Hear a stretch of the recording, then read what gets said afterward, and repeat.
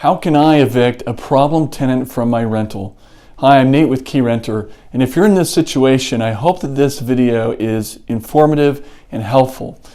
So the first question we have to ask when we're considering evicting a tenant is why?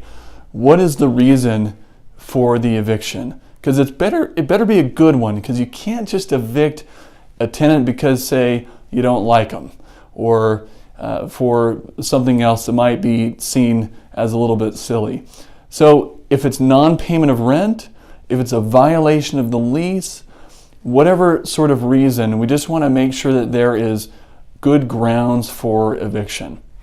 So understanding the Landlord-Tenant Act and the laws in your state will be really helpful in knowing how to process the eviction, knowing how to serve proper notice, and how to proceed in the event of non-payment of rent or a serious violation of the lease agreement.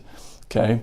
One example of a way that you really have to be careful is, let's say the tenant is not raking the leaves or taking care of the outside of the property. Well, you can't just evict them. There has to be a process there. Okay.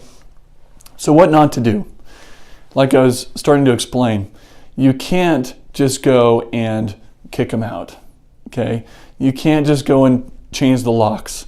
We've seen that done. We've seen landlords try to do that or even successfully do that, but then it turns into a legal battle where they have not followed the Landlord-Tenant Act and the statutes in place to protect tenants from being just kicked out. There is a process that needs to be followed.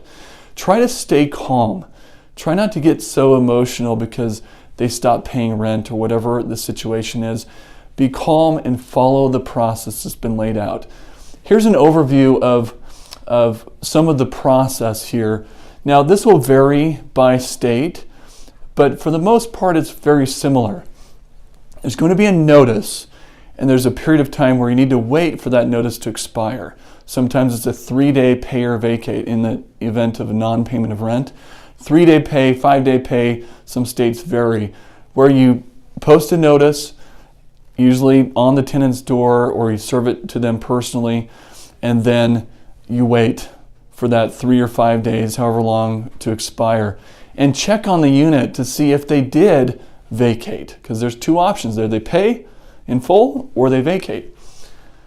File with the court. There's paper that needs to be turned in. Typically the lease agreement, the copy of the notice, ledger if it's for non-payment of rent, some other important things that an eviction attorney might ask for.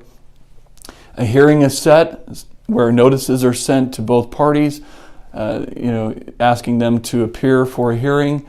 You appear in court, make sure you've got your ducks in a row, got all the documentation in place, and then there's a settlement typically, or a decision by the judge, whether there's going to be a judgment, order of restitution, which is giving you back the property and allowing you to have a constable hired, where if they haven't moved out, unfortunately, that's the hard part, where a constable and a locksmith could go and actually physically remove the tenant and follow the personal property guidelines for handling their personal property that's left behind.